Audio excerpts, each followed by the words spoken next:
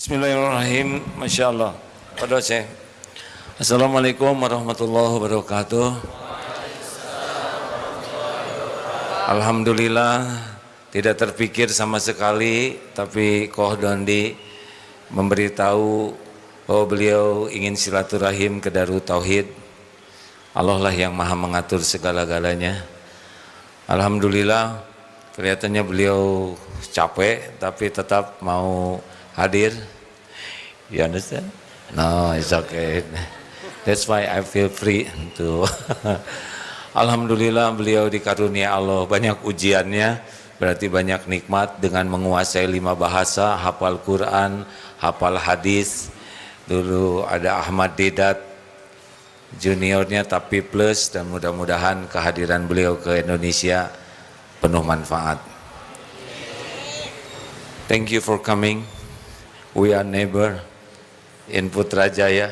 But you still remember me in Putrajaya? Oh yeah? Because we are always together. But we never talk like this. Yeah, no. Feel free. Ini anaknya, putranya. Beliau punya 1 putra, 2 putri. Is that right? Yeah, 3? Only son and two sisters. 2 sisters, yeah. And you the oldest? Oh, already married already? Oh, already. I'm so sorry, everyone. Yeah. Well, thank you very much. Give us tausiah. Wow. Okay. Alhamdulillah. Wassalatu wassalam ala rasulillah wa ala alihi wa sahbihi ajmain. Amma ba'd. A'udhu billahi minash shaitanir rajim. Bismillahir rahmanir rahim. Kuntum khaira ummatin ukhrijat lin-nas ta'miruna bil ma'rufi wa tanhauna 'anil munkar wa tu'minuna billah. Rabbi shrah li sadri wa yassir li amri wa hlul 'uqdatam min lisani yafqahu qawli. My respected elders and my dear brothers and sisters, I welcome all of you with the Islamic greetings. Assalamu alaikum wa rahmatullahi wa barakatuh. It's a pleasure and honor for me to be present in the Darut Tauhid organization in Bandung. And this is my 2nd visit to the city of Bandung, but the first visit to this great organization, Darut Tauhid. And I'm happy to be here, mashallah. And the Ustad has asked me to speak for a few minutes, inshallah. I start my talk by quoting a verse of the glorious Quran from Surah Al-Imran, Surah number 3, ayat number 110, where Allah says, Kuntum khaira ummatin ukhrijat lin-nas. O ye Muslims, ye are the best of peoples evolved for mankind. Allah is giving us an honor that we Muslims are the khaira ummah, the best of people. Whenever there is honor, it is always followed up with a responsibility. There is no honor without responsibility. So when Allah is giving us a responsibility and calling us Muslims as the best ummah amongst all the people, don't we have a responsibility? The reply is given in the same verse. Allah says, تَأْمِرُونَ بِالْمَعْرُوفِ وَتَنْهُونَ عَنِ الْمُنْكَرِ وَتُؤْمِنُونَ بِاللَّهِ. Because we enjoin what is good and we forbid what is wrong and we believe in Allah. Allah subhanahu wa ta'ala is calling us the khaira ummah because we Muslims are supposed to enjoin what is good and forbid what is wrong and believe in Allah. If we do not enjoin what is good and if we do not forbid what is wrong, if we don't do dawah, if we don't do islah, we are not fit to be called as khaira ummah. We aren't fit to be called as Muslims. It is fard on every Muslim that we should deliver the message of Islam to our non-Muslim friends, our non-Muslim neighbors, and do islah with the Muslims. Just a moment, okay? Because not all of understand, yeah. Sometimes. Jadi gini, it's okay for me to translate by my opinion. Jadi kita ini khairu ummah. Surat Ali Imran ayat berapa? Kuntum khairu ummah. Kita ini umat yang terbaik yang diciptakan Allah. Ini kehormatan besar jadi umat terbaik sepanjang ta'muruna bil ma'ruf, sepanjang kita mau mengajak juga orang kepada kebaikan dan mencegah orang dari kemungkaran serta beriman kepada Allah. Jadi kalau kita tidak melakukan ngajak orang jadi baik, mencegah dari mungkar, maka kita kehilangan kehormatan jadi khairu ummah. More simple. It is fard on every Muslim that they do da'wah to the non-Muslims and do islah to the Muslims. Allah subhanahu wa ta'ala says in the glorious Quran, in Surah Tawbah chapter number 9, which is one of the most militant surah of the Quran. The only surah which does not begin with the beautiful formula Bismillah ar-Rahman ar-Rahim. In the name of Allah, most gracious, most merciful.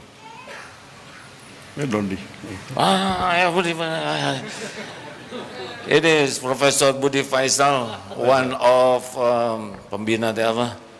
Ya, leader in Darul Tauhid. He is architect, but he know a lot English, but better than me because school in Australia, America, and other country. Mr. Budi, please translate, help me. I need your help. I'm stressed enough. Okay. Yeah. Oh, Allah always help me. Yeah. I just start to learn English. Alhamdulillah. Good, mashallah. Ayo, Budi. Allah says in Surah Tawbah, as I mentioned, Surah Tawbah is the only surah in the Quran which does not start with the beautiful formula Bismillah ar-Rahman ar-Rahim, in the name of Allah, most gracious, most merciful. Allah SWT menyampaikan dalam satu surah, surah Taubat, surat ke-9, di mana hanya pada surat itu Allah SWT tidak memulainya dengan ungkapan Bismillahirrahmanirrahim. Please. And in Surah Tawbah, why does Allah subhanahu wa ta'ala does not start with the beautiful formula Bismillah ar-Rahman ar-Rahim? For example, if you are walking on the streets of Bandung with your wife or with your mother, and if there is a hooligan who snatches the handbag of your wife and runs away, what will you do? Okay. Terkait kembali dengan surat At-Taubah yang tidak dimulai dengan ucapan Bismillahirrahmanirrahim dengan menyebut nama Allah yang Maha Pengasih lagi Maha Penyayang. Misalnya beliau sampaikan kita sedang jalan di satu jalan di kota Bandung bersama dengan istri ataupun dengan ibu kita, dan beliau katakan ada hooligan. Hooligan itu persipnya kota Bandung ya, persipnya tapi di Inggris, dan kemudian mengambil tas dari istri atau ibu kita. Apa yang kita akan lakukan? But naturally, you run after him.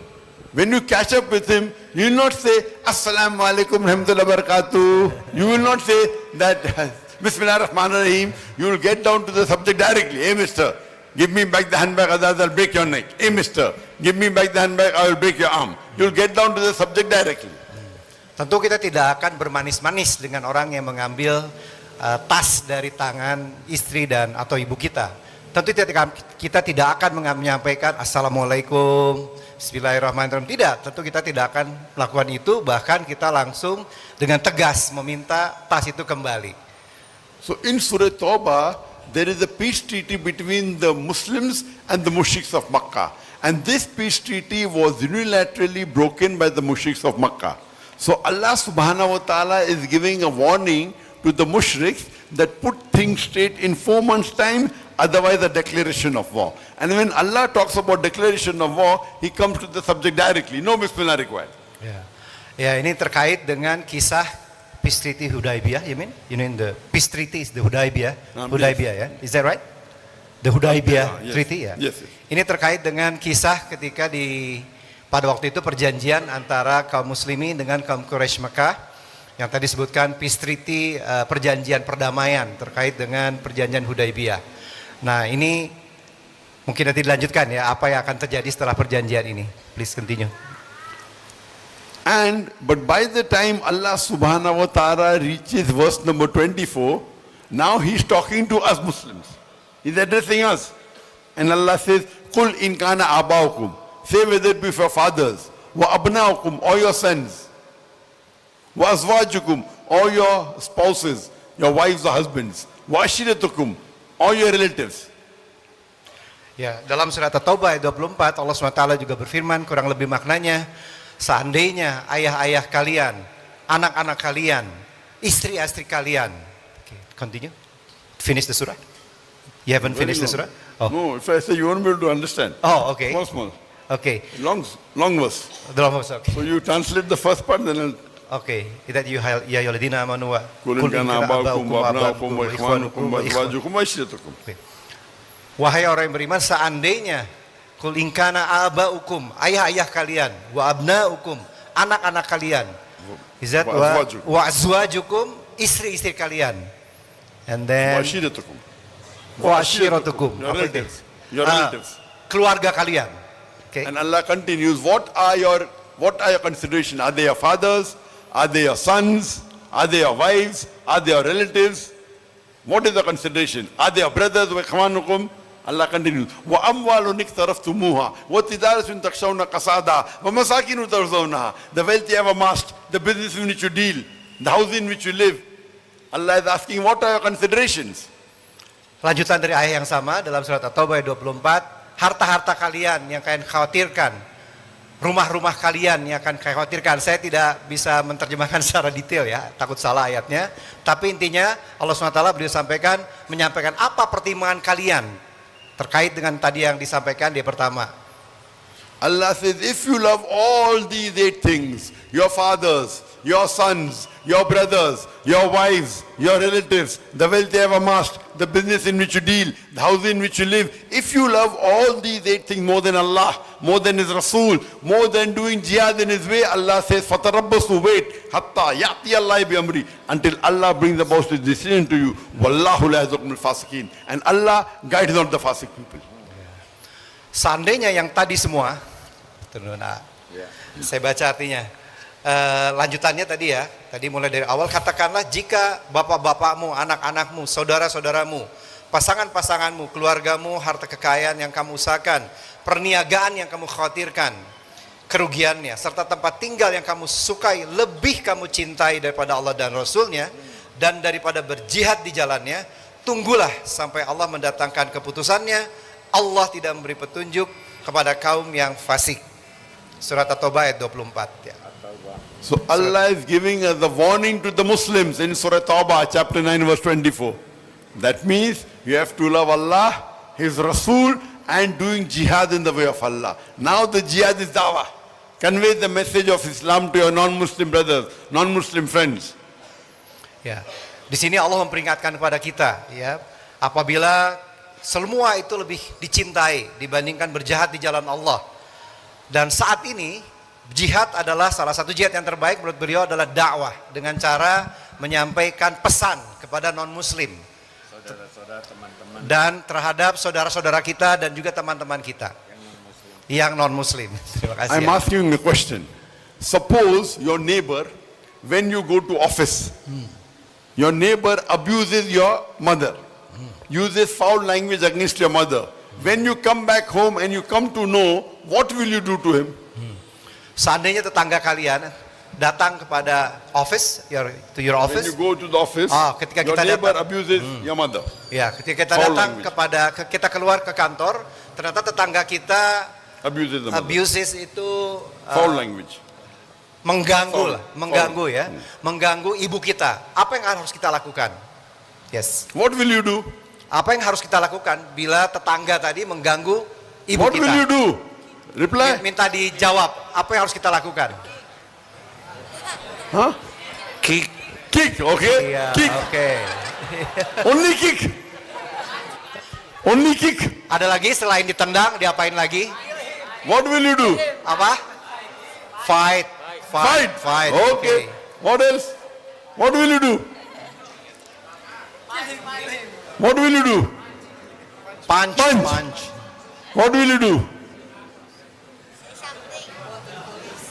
Report to the police and wait for police to come. How long? Police in Indonesia comes immediately. Apakah polisi di Indonesia kalau lapor polisi bisa datang segera? What will you do?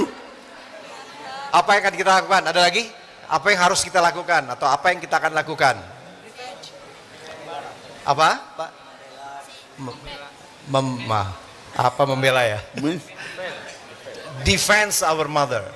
how? Bagaimana caranya?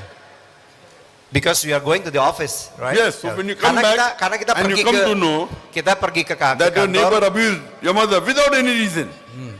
tanpa alasan apapun. Tetangga kita mencelakakan ibu kita tanpa alasan. Apa yang akan kita lakukan terhadap tetangga ini? Kick them all. Kill.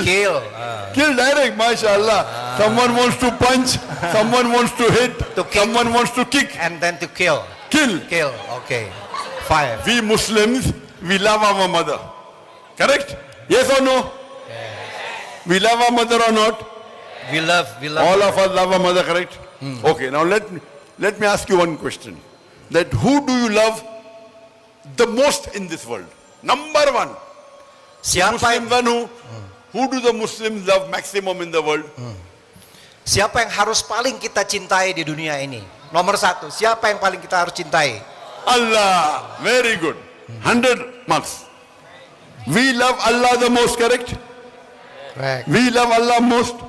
Now my question to you is, Allah is asking in the Quran, Allah is saying in Surah Maryam, chapter number 19, verse number 88 to 92. وَقَالُوا اتَّخَذُوا الرَّحْمَنُ وَلَدًا. Sorry. Surah Maryam, Surah number 19. 19 Chapter 19, verse number 88. 88. Okay. وَقَالُوا اتَّخَذُوا الرَّحْمَنُ وَلَدًا. They say, Allah most gracious has begotten a son. لَقَدْ جِئْتُمْ شَيْئًا إِدًّا. Indeed, they have put forth a thing most monstrous. If anyone says that Allah has begotten a son, Allah is saying in the Quran, it is the biggest abuse you can give to Allah. Is that 88? Ya. Mereka berkata, Allah yang Maha Pengasih telah mengangkat anak. And 89 then? Sungguh kamu benar-benar telah membawa sesuatu yang sangat mungkar. Allah here is saying in the Quran that if you say Allah has begotten a son, it is the biggest abuse you are giving to Allah. Translate. Diulang lagi oleh beliau, Allah SWT berfirman bahwa Allah telah mengangkat anak. Sungguh kamu benar-benar telah membawa sesuatu yang sangat mungkar.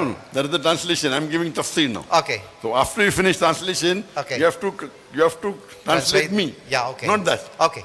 The translation. tafsir, I'm tafsir. giving tafsir now. Okay. That Allah is saying that the biggest abuse you Okay. can give to Allah subhanahu wa ta'ala Yeah. is to say that Allah has begotten a son. Oke. Sekarang tafsir dari beliau adalah Allah mengatakan, Allah berfirman bahwa yang paling abuse apa Pak? Yang penghinaan ya. Yang penghinaan yang paling besar terhadap Allah adalah ketika kalian mengatakan bahwa Allah mempunyai anak. If the sky had feeling, the sky would have burst open. The earth would have split asunder. The mountain would have fallen down to utter ruin. Seandainya No read. okay, is that the verse? I'm going. Okay. Terjemah tafsir. Okay. Alhamdulillah, Just a untung second. bukan saya yang nerjemah. Bahagia. 90? Oke, 90 right? Lanjutan dari ayat nomor 90, karena ucapan itu hampir saja langit pecah, bumi terbelah, dan gunung-gunung runtuh berkeping-keping. Yes, 90. Yes. So here Allah is saying the biggest abuse you can give to Allah is call him that Allah has begotten a son. If anyone says Allah has got a son, it is the biggest abuse you are giving to Allah. Jadi dalam hal ini menurut beliau yang paling menghinakan ya, mungkin lebih tepat, yang paling menghinakan bagi Allah SWT adalah ketika kita mengatakan bahwa Allah itu punya anak. Today in our offices, in our schools, in the universities, in college, our Christian friend, they are saying Allah has begotten a son. Do they say or not? Yes. Yes. What are you doing? What are you doing? You say you love Allah you love Allah maximum, more than your mother, more than your brother. Someone abuses your mother, you want to punch him, you want to kill him, you want to kick him. Every day your non-Muslim friends are abusing Allah. What are you doing? Terjemah. Ya, jadi sekarang di kantor-kantor kita, di sekolah-sekolah kita, dimanapun, sekarang teman-teman kita yang beragama Kristen menyampaikan bahwa Allah mempunyai anak. Apa yang harus kita lakukan? Padahal tadi kita mengatakan bahwa kita mencintai Allah maksimum, paling maksimum, bahkan lebih mencintai dari ibu kita sendiri, dari ayah kita sendiri, dari saudara-saudara kita. Tapi sekarang begitu ada teman-teman kita yang beragama Nasrani mengatakan Allah punya anak, apa yang kita lakukan? You love Allah more than your mother, more than your father. Someone abuses your mother, you want to punch him, you want to kick him, you want to kill him. Ya, Every day your non-Muslim friends are abusing Allah. What are you doing? ya. Katanya, Doing dakwah. ya beliau menyampaikan lagi sekali lagi menegaskan, katanya kita tadi mencintai Allah lebih dari ibu kita sendiri, anak-anak kita, ayahanda kita. Seandainya ibu kita di abuse tadi, dihina, dicela, kita ingin memukul dia, bahkan kita ingin membunuh dia. Nah sekarang Allah dikatakan mempunyai anak, Allah dihina. Apa yang harus kita lakukan? Dakwah, dakwah. I'm not telling you to hit them. I'm not telling you to punch them. I'm not telling you to kick them. I'm not telling you to kill them. At least open your mouth. Ya. Saya tidak mengatakan kalian harus memukul dia, kalian harus membunuh mereka. Saya tidak mengatakan itu. Tapi setidaknya bukalah suara kalian. Open At your least mouth. open ya. your mouth. At least tell them what you're doing is wrong. You're abusing my God, Allah. At least open your mouth, convey the message. Ya. Setidaknya buka mulut kalian, sampaikan sesuatu. Convey the message, sampaikan pesannya. It is fard on every Muslim that he should do dawah to the non-Muslim. Ini adalah sebuah kewajiban, fardu ain bagi seluruh muslim, setiap muslim untuk berdakwah. Allah says in the Quran in Surah Al-Asr, chapter number 103, verse number 1 to 3, Wal Asr, Innal insana lafi khusr, illa alladhina amanu wa amilu salihati, wa tawasaw bil haqq wa tawasaw bil sabr. By the token of time, man is verily in loss, in khasara, except those who have four things. Unless those who have iman, those who have righteous deed, exhort people to truth, wa tawasaw bil haqq, exhort people to patience and perseverance, watawasaw bis-sabr. For any human being go to Jannah, you require these four criteria. Di dalam surat Al-Asr, insyaallah udah pada hafal semua, Allah SWT berfirman, A'udzubillahi minasyaitonirrajim, wal 'asr innal insana lafi khusr illa alladziina amanu wa 'amilus solihati wa tawassaw bil haqq wa tawassaw bis sabr. Demi waktu, demi masa, sesungguhnya seluruh manusia seluruhnya berada dalam kerugian, kecuali orang-orang yang ada 4 hal kriterianya. Orang-orang yang beriman, yang pertama. Yang kedua, yang beramal soleh. Yang ketiga, yang saling menasehati dalam kebenaran. Dan yang keempat, saling menasehati dalam kesabaran. For any human being to go to Jannah, minimum 4 criteria are required. Number 1, iman. Number 2, righteous deed. Number 3, watawasaw bil haqq, dawah. And number 4, watawasaw bis sabr. If any one is missing, under normal circumstances, you shall not go to Jannah. Jadi persyaratan seseorang muslim bisa masuk surga, hanya bisa masuk surga apabila kita melakukan 4 hal ini. Yang pertama, iman, percaya kepada Allah SWT. Yang kedua, beramal baik, ya, righteous deeds. Yang ketiga, dakwah, mengajak kepada kebenaran atau kebaikan. Dan yang keempat, saling menasehati tadi ya, saling menasehati dalam kesabaran. You may be a very good Muslim. You may be praying 5 times a day. You may be giving zakat. You may be fasting in the month of Ramadan. You may be going for Hajj. But according to Surah Al-Asr, if you don't do dawah, you shall not enter Jannah. Ya. Bisa jadi kalian adalah muslim yang baik. Kalian melakukan sholat 5 waktu. Ya, tapi kalau kalian tidak melakukan 4 hal ini, tidak melakukan dakwah, bisa jadi tidak bisa masuk surga. Only dawah is also not sufficient. All 4 are equally important. Iman, righteous deed, dawah, and Sabar. sabr, calling for sabr. All 4 are equally important. Ya. 4-4-nya setara, equally important. 4-4-nya setara. Iman, amal soleh, berdakwah ya, mengajak, saling menasihati dalam kebenaran, dan saling menasihati dalam kesabaran. Empat-empatnya setara. Imam Shafi'i rahimullah, he said if Surah Asr alone was revealed, it would have been sufficient for hidayah for the whole of humanity. Alone. If Surah Asr was alone revealed, Imam Shafi'i, may Allah be pleased with him, Allah have mercy on him, he says it would have been sufficient for hidayah, nothing else required. Imam Syafi'i rahimahullah menyampaikan, seandainya hanya surat satu saja, surat Al-Asr yang diturunkan Allah SWT ke dunia, itu sudah cukup bahwa kita semuanya bisa mendapatkan hidayah. It is compulsory every Muslim should at least be a part-time da'i. Ya, itu adalah sebuah kewajiban bagi setiap muslim setidaknya menjadi part-time da'i. Minimum menjadi part-time da'i. Allah says in Surah Imran chapter 3, verse number 103, that let there arise out of you a band of people, inviting people to what is good, enjoining what is good, and forbid what is wrong. These are the people who shall achieve felicity. Here Allah is talking about full-time da'is, how you are full-time doctors, full-time engineers, full-time lawyers, full-time businessmen. Here Allah is talking about full-time da'is. Okay, just a second. Just a second, Sheikh. Surat. What surah again? Sorry. Surah Imran chapter 3 verse number 104. 104. Paruli, siapkan Paruli, cepetan. Ibrahim. Enak Is that saya. Ibrahim. Imran chapter 3. Oh, Al-Imran. Al Imran. Verse number 104. 104. Ayo Udah cari. Mana itu? Ini. Oke. Berapa ni? Oke. 3104 ya. 104? Is that 104? 104. 104. Okay. Is that this one? Yes. Wal takum minkum. Yes. Oh, oke. Ummatan yad'una ila Allah. Ya. Dan hendaklah ada di antara kamu segolongan dekat. umat. Dan hendaklah ada di antara kamu segolongan umat yang menyeru kepada kebajikan, menyuruh kepada yang ma'ruf dan mencegah dari yang mungkar. Merekalah orang-orang yang beruntung. So those who are full-time da'is, Allah promises Jannah. Best profession is full-time da'i.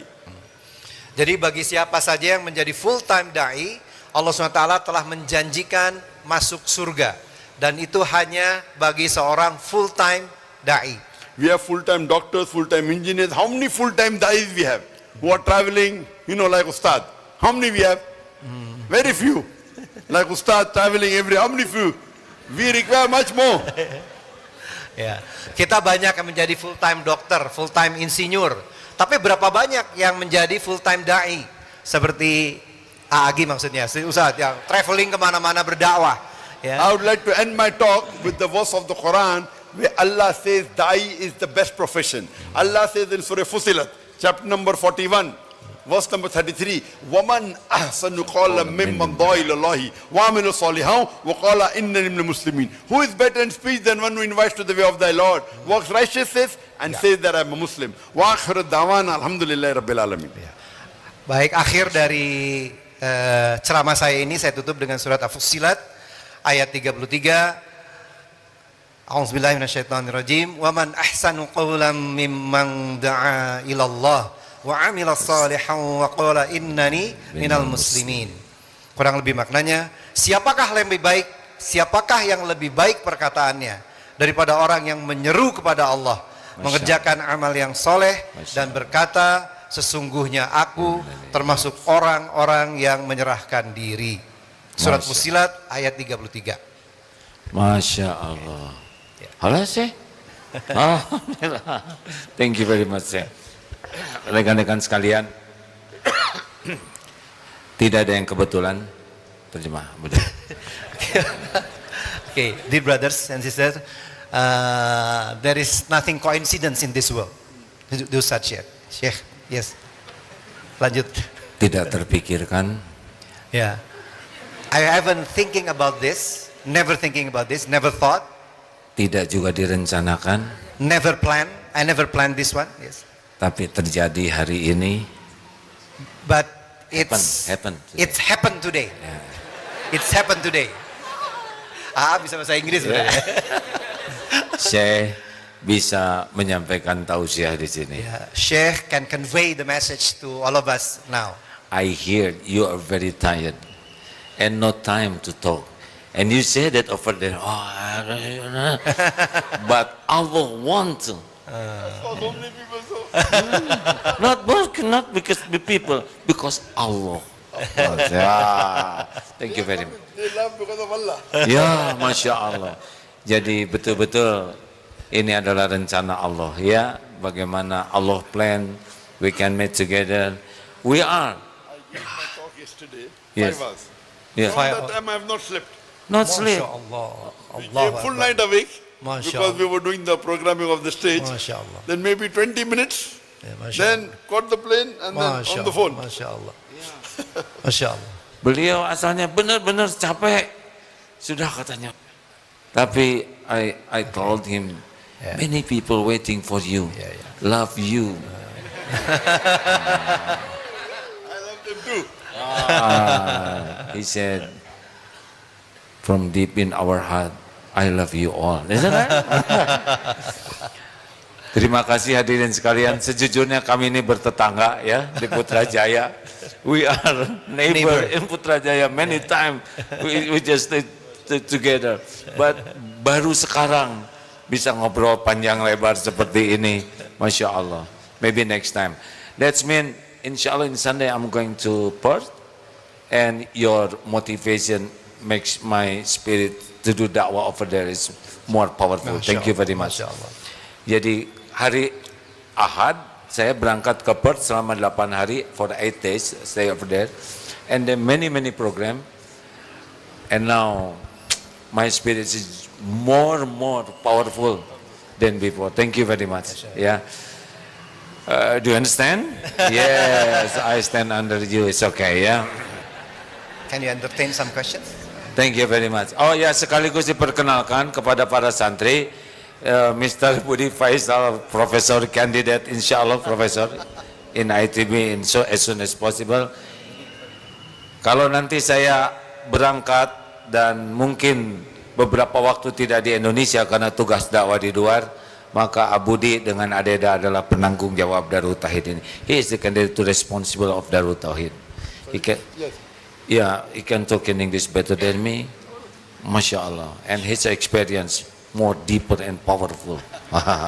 Thank you, Mr. Budi. Yeah.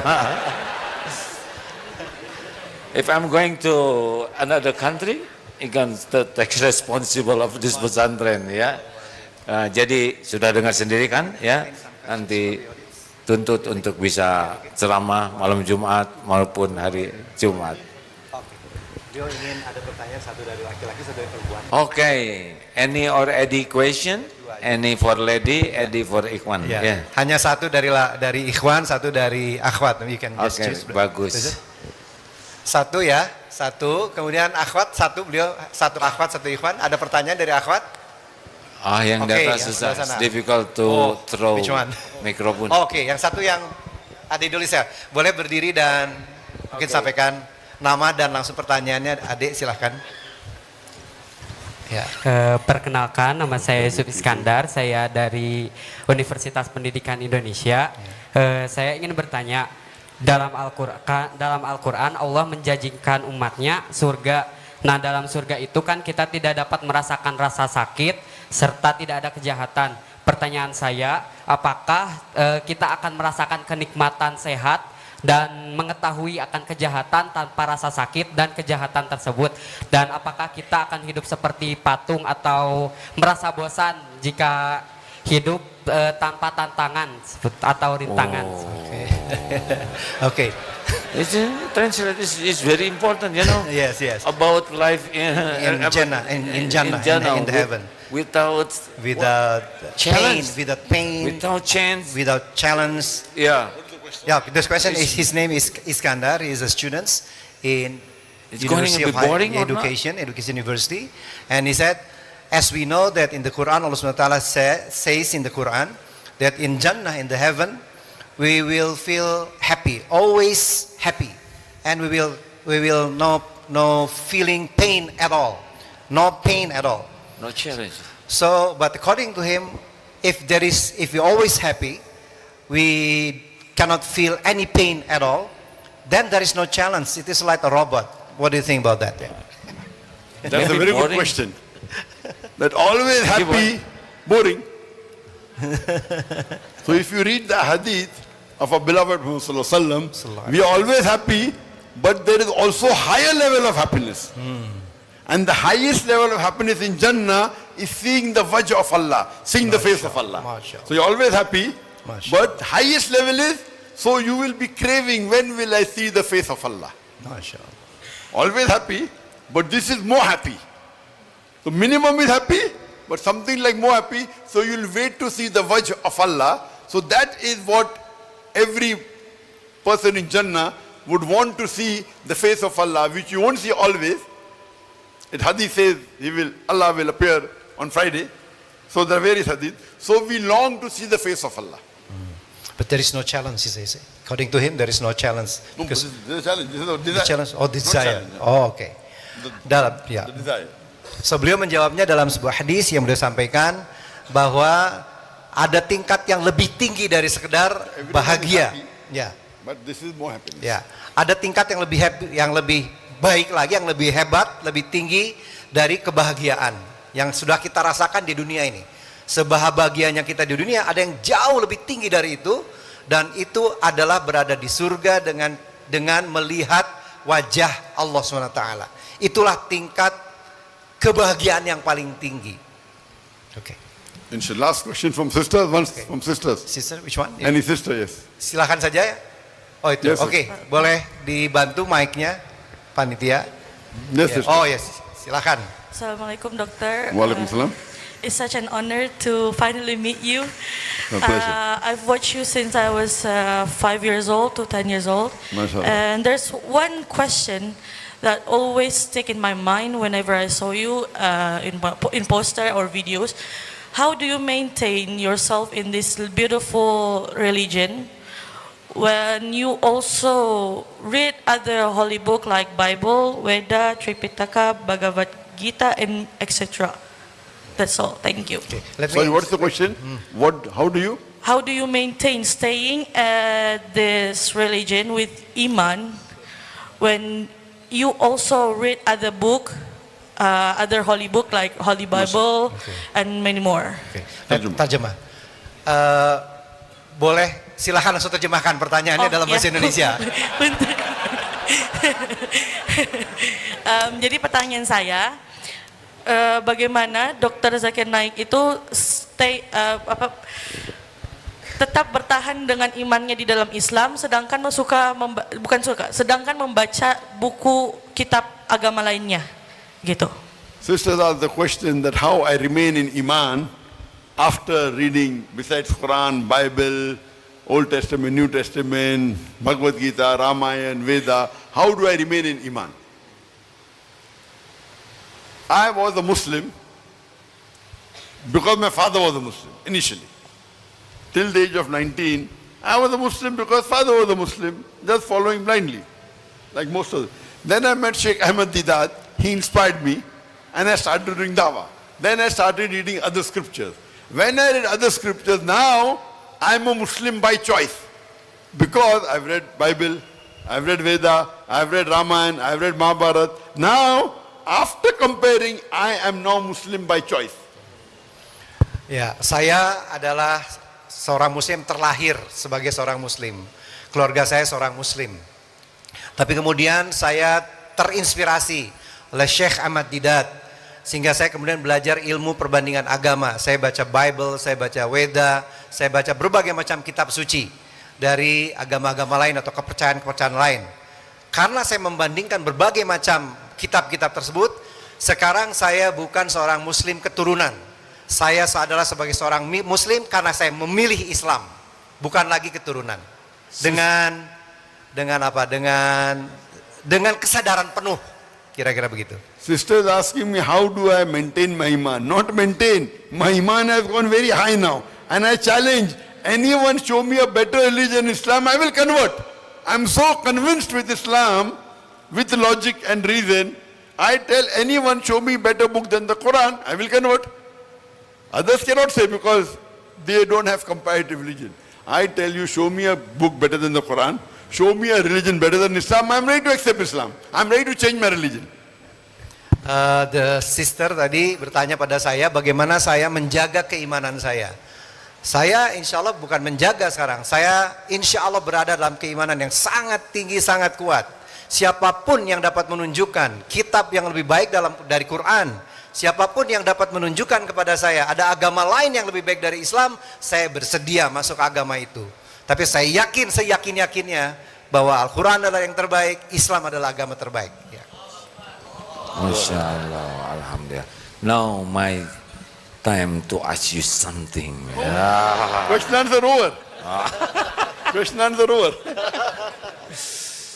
Yes, sir. What is your daily routine? Normal routine or yesterday's routine? No, normal routine because I know your knowledge increase day by day. What are you doing? You ngerti kan what are you doing? I try to ask because I need to make them understand. Please tell me your activity, daily activity. As a medical doctor, Let me translate first ya.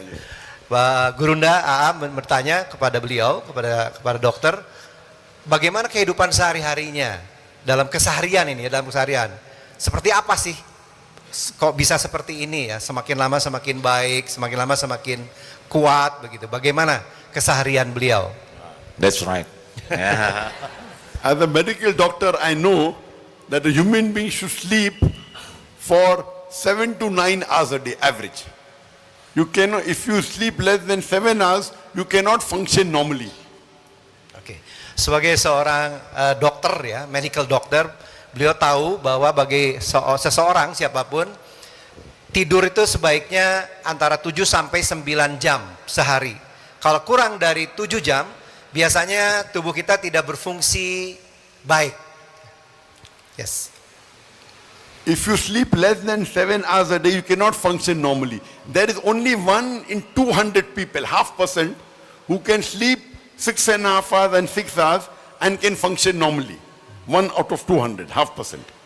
0.5%. Seandainya kita tidur kurang dari 7 jam per hari, maka tubuh kita tidak akan berfungsi secara normal. Jadi di dunia ini hanya ada how many percent again? 0.5%, 1 in 200. Okay. If they sleep 6.5 to 6 hours a day, Yeah. only 1 in 200 can function normally. Ya. Apabila kita tidur 6 jam, 6 hours, is that 6 hours? 6 hours, Okay. 6 hours and more. Oke, 6 jam sehari, maka hanya ada 1 di antara 200 orang. Hanya 1 di antara 200 orang yang dapat berfungsi secara normal tubuhnya ya. If you sleep less than 6 hours, up to 5 hours, very few. Less than 5 hours, 1 in a million. Who can do function normally, without having health problems, if you sleep less than 5 hours. Very 1 in a million. Seandainya kita tidur di bawah 5 jam sehari, maka mungkin hanya ada 1 dari 1 juta orang. 1 di antara 1 juta orang yang tubuhnya bisa berfungsi secara normal. You can only survive with the help of Allah if you sleep less than 5 hours a day. Ya. Kalau kita tidur kurang dari 5 jam sehari, maka kita akan bisa survive hidup normal hanya semata-mata dengan pertolongan Allah Subhanahu wa taala. By Allah's help, I on average every day I sleep for about 3.5 hours on average. Semoga Allah Subhanahu wa taala menolong. Dalam keseharian saya hanya tidur kurang lebih 3,5 jam sehari. Sometimes 3 hours, sometimes 3.5 hours, sometimes 4 hours. On average, 3.5 hours. Kadang-kadang 3 jam, kadang-kadang 3,5 jam, kadang-kadang 4 jam. Tapi rata-ratanya saya tidur 3,5 jam sehari dengan pertolongan Allah. Yesterday, last night, I gave a talk continuously for 3-4 hours. Then I was with my staff looking at the stage. I slept today morning only for 20 minutes before breakfast, 20 minutes today. Tadi malam saya berbicara tanpa putus 3-4 jam, kemudian dilanjutkan bersama diskusi dengan para staff saya, melihat panggung dan sebagainya. I was trying to avoid coming here, but because of the love of Ustad, I had to come here. Sehingga tadi saya lanjutkan dulu, sehingga saya hanya tidur 20 menit saja sebelum makan pagi. Tadinya saya berusaha tidak datang ke sini, tapi kemudian Akhirnya saya datang ke sini, kira-kira gitu. After seeing you, yet I'm functioning normal. Allah's help. After seeing you, yet I'm giving a talk, handling question answer session. You have to be at the best level to handle question answer session. Masya Allah. Jadi setelah melihat kalian semua, saya dengan pertolongan Allah bisa berfungsi normal, sangat normal gitu ya. Regarding my daily routine, I don't know where to start because I sleep twice a day on average, both put together. I would say that, okay, in the night I sleep for approximately half an hour and I get up for tahajjud. Tahajjud is, Qiyamul Layl is the most important sunnah after Faraiz. A da'i, it's not fard on every Muslim, but for a da'i, it's very important, it's your connection with Allah subhanahu wa ta'ala. So I, on an average, when I'm at home, I spend about 2 hours every night in tahajjud. I start my day, I sleep for half an hour, then get up for tahajjud. I spend about 2 hours on average when I'm at home, not traveling, at home. Masya Allah. Setiap malam biasanya saya tidur setengah jam dulu saja. Setengah jam saya tidur, kemudian saya bangun untuk tahajud selama kurang lebih 2 jam setiap hari. Dan untuk seorang da'i, tahajud adalah sangat-sangat penting bagi seorang da'i untuk mempunyai koneksi yang kuat dengan Allah SWT. Setiap hari 2 jam untuk tahajud, malamnya tidur setengah jam dulu. And then after Any problem you have, ask Allah in tahajjud. In your sujud, Allah will give you. The scholars say, you have not tried everything until you ask Allah in tahajjud, in your sujud. Where Allah says 1 hour, is there any of my servant who wants something, I will give it to you. Tahajjud is the best time for connection with Allah. Ya, bagi siapapun yang mempunyai masalah, maka jawabannya adalah selalu minta pada Allah SWT. Selalu mohon pada Allah SWT dalam tahajud, dalam sujud. Dan Allah SWT berjanji ya dalam Al-Quran, dalam hadis, siapapun yang membutuhkan pertolongan, perlindungan, maka Allah akan kabulkan dalam tahajud, dalam sujud kita. It's compulsory for every Muslim, at least the men, that they should offer salah in Jamaat in the mosque. This is neglected by many Muslims. At least for the gents, it's compulsory every Muslim should offer salah in Jamaat in the mosque. Beliau berpendapat, bagi laki-laki Muslim adalah wajib hukumnya bagi laki-laki Muslim untuk sholat berjamaah di masjid. Dan ini yang banyak sekali dilupakan oleh kaum laki-laki Muslim. Jadi beliau berpendapat adalah wajib hukumnya bagi laki-laki Muslim untuk selalu sholat fardu berjamaah di masjid. Our beloved Prophet said, first thing Allah will ask you in Qiyamah, amongst all your action is about your salah. Rasulullah SAW bersabda bahwa yang pertama kali akan ditanya oleh Allah SWT pada hari kiamat adalah sholatnya, adalah sholat kita. Where I stay in Putrajaya, where even Ustad has a house, we have a musalla, we call in Malay Surau, I say masjid, in the same building, very close. Yet, if we do wudu, if I go, the moment I hear the adhan, I go, I pray my sunnah, all my sunnah, first come back, average, it takes me 40 minutes. 40 minutes For one salah, average. Sometimes 35, sometimes 45, average for every salah. Okay. Di Putrajaya yang saya tinggal dekat dengan Syekh, kata beliau ada sebuah musola di sana yang dinamakannya surau. Setiap saya sholat dari mulai berwudu, datang tahiyatul masjid, mungkin qobliyah, average-nya rata-ratanya dalam satu kali sholat adalah saya menghabiskan satu kali sholat 40 sampai 45 menit per sekali sholat. So multiply by 5 comes to 200 minutes, plus my tahajjud about 2 hours, then salatul duha very important, 4 rakat.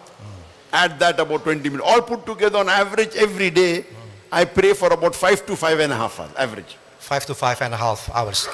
Jadi kalau digabung tadi 40 menit sampai 45 menit per satu kali sholat, dikali 5, 40 kali 5, 200 menit, ditambah tadi tahajud, 2 jam ya 120 menit, ditambah juga ada sholat duha sangat penting menurut beliau, 4 rakaat, sholat duha 4 rakaat, 4 rakaat for duha. So in all my activities, maximum time I spend for any activity in my full life, in my day, average is salah. Artinya dalam keseharian saya setiap hari, yang paling banyak saya lakukan, saya menghabiskan waktu saya adalah untuk sholat. And on an average, of course, my main purpose is dawah. But dawah is of various. When I do dawah, there's something like direct dawah, something like indirect. Now I'm doing direct dawah. Correct? Islah. Yes. But sometimes like indirect dawah. Last night I was doing indirect dawah, looking at the stage, okay, what is the lighting, so that tomorrow when people see on the satellite, 100 million people watching. That's called administration. Indirect dawah. That because I'm taking care of the stage today, tomorrow million people watching on the satellite, Peace TV. They will get hidayah. So that is indirect dawah. So I spend on average about 12 hours for my dawah and indirect dawah put together, everything. 12 hours. A day. Direct and indirect. Jadi di dalam berdakwah, beliau mengkategorikan ada direct dakwah seperti sekarang, direct begitu langsung, ada yang indirect dakwah. Seperti tadi malam beliau sampaikan, saya harus ngecek panggung, ngecek berbagai macam hal, sound system, karena ini akan diriput oleh Peace TV. Bisa jutaan orang yang melihat. Nah itu juga kita bisa namakan dakwah tapi indirect dakwah. Kalau saya gabung antara dakwah yang secara langsung maupun yang dakwah secara tidak langsung, maka rata-rata 12 jam sehari, 12 hours a day, is that right? Ya, 12 jam satu hari saya melakukan dakwah. One of the main activity of mine in my dawah is Qanaat Salam, Peace TV. We have got 4 satellite channels. Peace TV English, which has 100 million viewers. Peace TV Urdu, which has 80 million viewers. Then Peace TV Bangla, 50 million viewers. And Peace TV Chinese Mandarin, 20 million viewers. All put together, 200 to 250 million people watching on the satellite. Masya Allah. Bantu ya kalau lupa. Nah saya berdakwah ini diliput oleh Peace TV. Peace TV ada 4 channels, 4 bahasa. English Urdu, is 100 million. Urdu 80 million. Urdu 100 million. juta tadi ya, 100 juta million. pendengar. Kemudian Urdu 80 juta. 80 million. Kemudian and then after Urdu Bangla, is 50 million. Bangla 50 juta orang And yang mendengar. Chinese Mandarin 20 million. Dan Chinese, Cina Mandarin, how many? 20 million. 20 juta orang pendengar. 24/7. Even when I'm sleeping, dawah is going on. Getting sawab jariyah. It is throughout the world, covering 250 million people watching all over the world in more than about 175 countries. This is dawah going on. We are sitting here. Yeah, I'm doing very limited dawah. Maybe 500 people, 1,000 people. There, million people. At the time, 10 million people watching, 20 million people, because I am hungry for sawab. Hungry for Sawab, blessing. blessing. Oh, Masya Allah. Ya, kalau setelah mendengarkan tadi, kita ada 250 juta orang yang selalu mendengar dari 4 channel satelit TV. Artinya kalaupun saya tidur, maka ini akan terus berjalan. Dakwah ini akan terus berjalan. Dan saya sangat semangat untuk terus mengejar blessing. Sawab. Pahala. Is that ajr? Ajr, blessing ya? Ajr. Ya, oke. So Ajr, if pahala. I spend 5.5 hours for salah, direct dawah, indirect dawah, administration, we have got school, many activities, total 12 hours, and I am also a part-time businessman. Selain tadi yang dakwah dan indirect dakwah yang saya lakukan selama 12 jam sehari, saya juga adalah seorang part-time businessman. I spend every month about 2 days for business. On average, maybe half an hour every day I spend for business. Ya.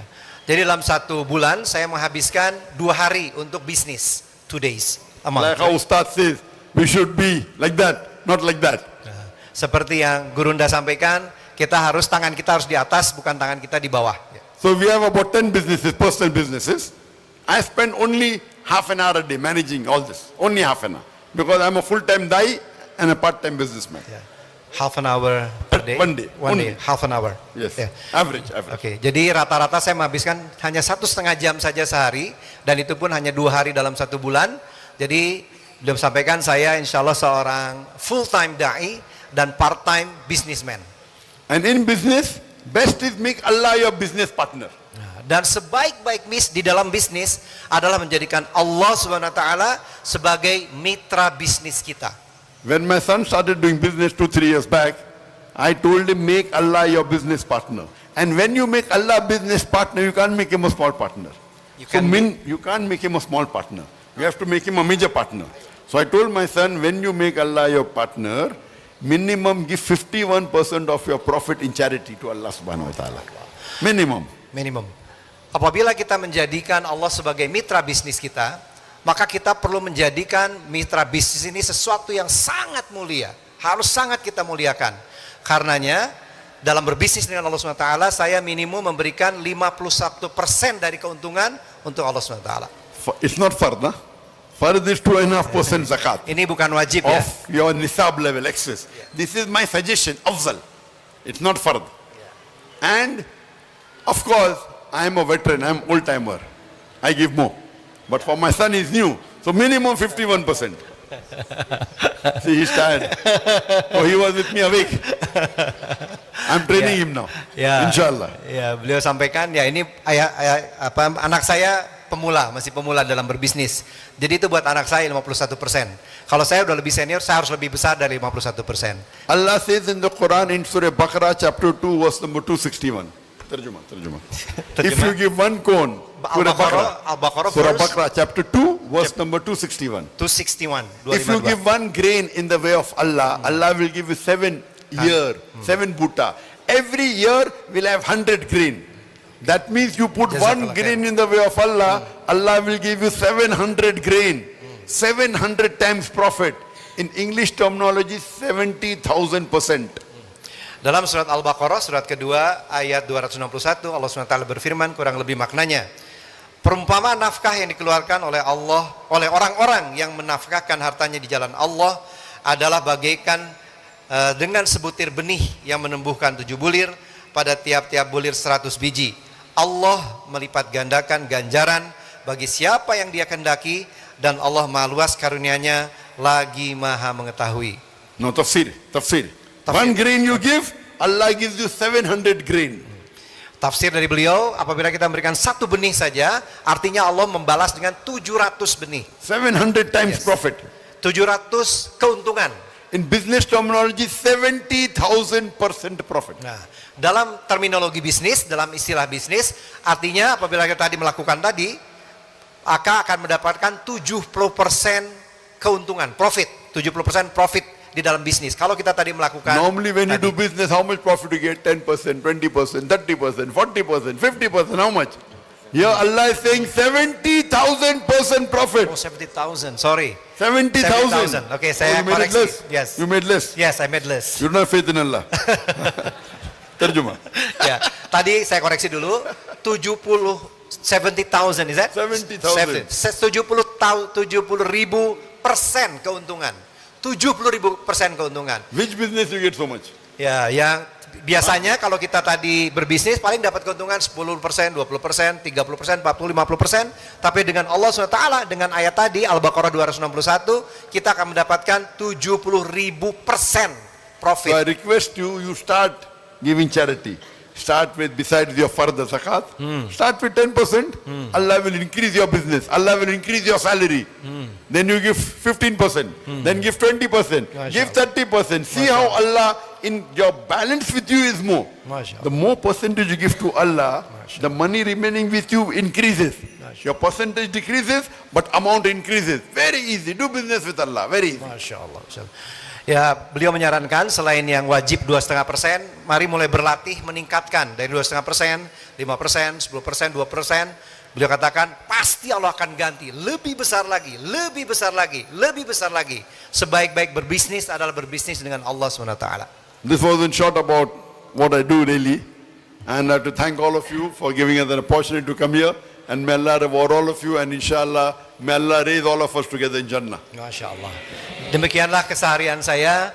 Saya tutup seperti di sini. Semoga Allah SWT memberikan pahala kita dengan varga surga dan mempertemukan kita di surganya kelak, insya Allah. Thank you, Syekh. Your word is very powerful. Looks like punch me, menonjok. I'm a businessman too, but still a half time.